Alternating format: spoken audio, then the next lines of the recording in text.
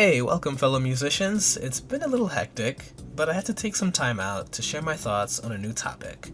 Now, grad school has still been killing me, but I decided to cut some time out of the day to discuss my thoughts on one of the myths about freelancing that I feel need to be busted. And just to be clear, I'm not here to force anything on anyone. This is not an absolute rule that should be engraved in concrete or anything like that, but these are some observations that I've noticed during the process, and it could possibly trip some people out who are just starting. And since I don't want this video to run too long, I'm just gonna dive right into it and see how you feel about it. Now, before I actually started composing, I hunted down countless interviews. Countless interviews. I'm talking everything from Danny Baranowski from Super Meat Boy, Laura Shigihara from Plants vs. Zombies, Jillian Aversa from God of War, and Ivy Tran from To Steven Universe, and there's so much more. And a lot of them repeated a very similar line, and they all agreed that it's good to be diverse. It's excellent to be versatile, and you can't lose from being multifaceted.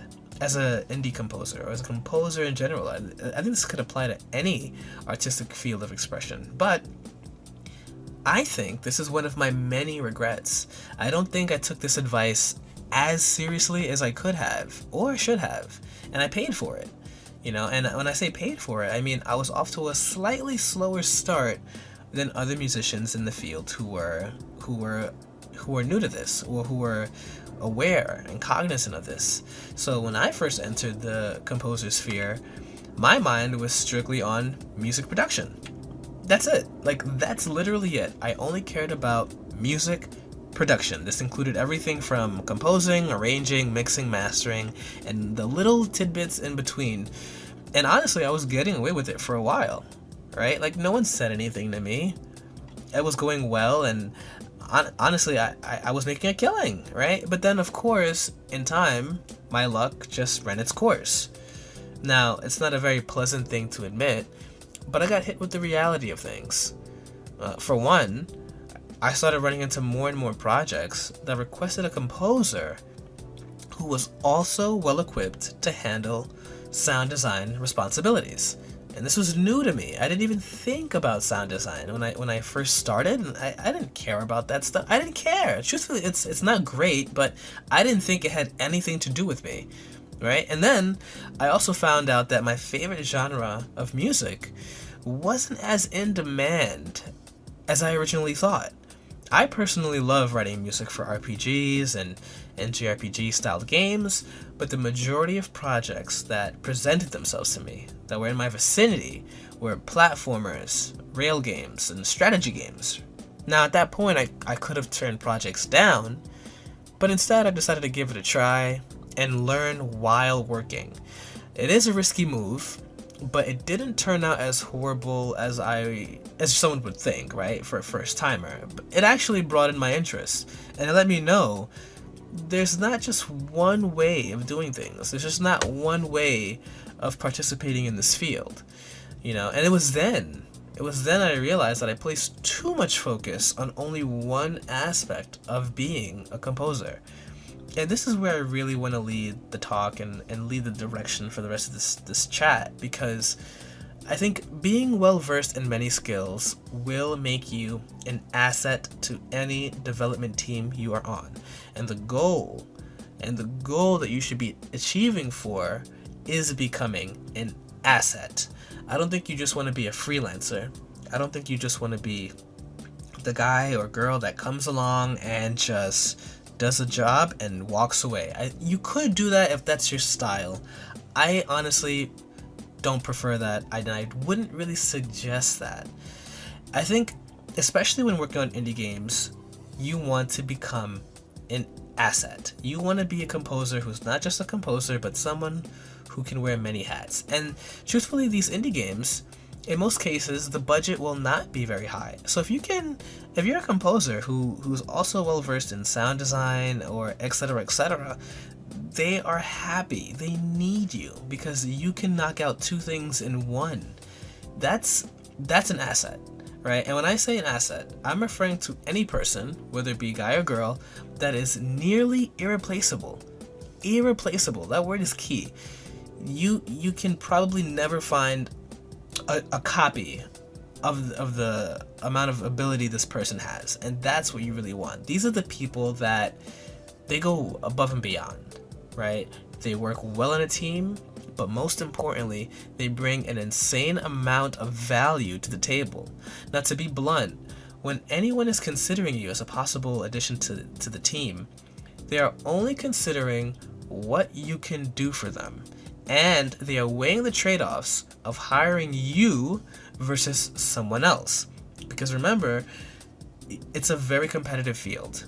It's not something that always gets talked about, but it's a very competitive field. And so right behind you, I kid you not, right behind you there is another composer who is just as hungry, who is just as excited to get their foot in the door and start building their portfolio right behind you.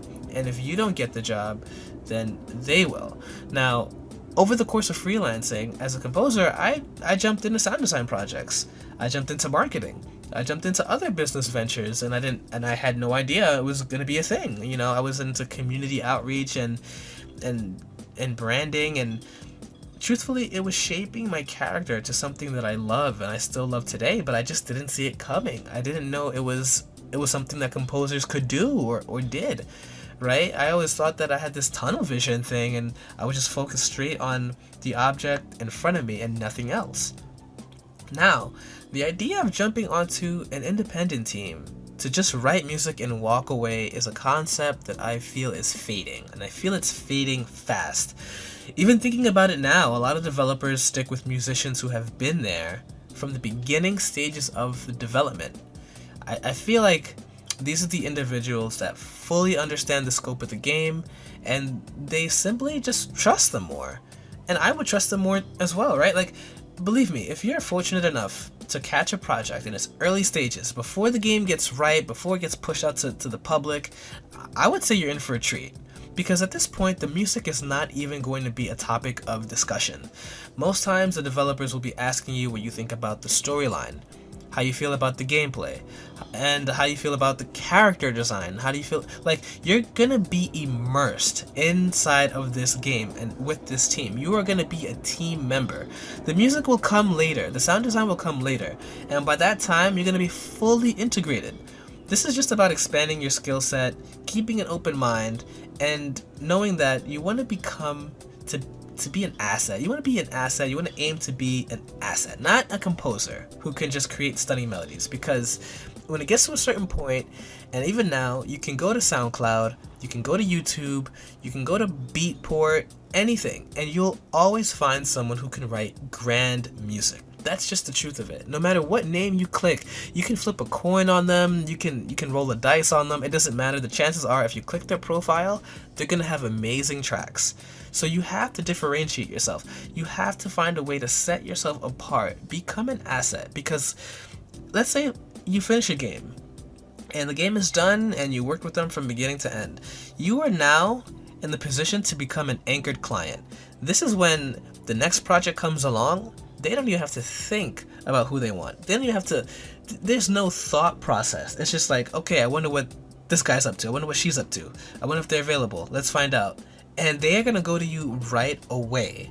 And that's what I feel you want. You want to have these anchored clients. You want to build a relationship. I don't feel like being distant is the beneficial way for composers now. But that's just my thought, right? But, you know, and at the end of the day, this is not facts, it's just opinions, it's just feelings. But let me know what you think. Don't be shy to share any of your game development experiences. I love the conversation. This is a great field, and the longer I freelance, I just realized there really is no blueprint. As much as I would love for there to be one, there is none. There's no, you know, list of 10 with do number 1, then do number 2. There's no A, B, C, D. Go here, go here, go here. It's so flexible, it's so creative, and I think that's what attracts me to this so much. There's just no guideline. So that's how I feel about it, but of course, this is all just a matter of perspective. So thanks again for tuning in, musicians. All the best, happy composing, and cheers.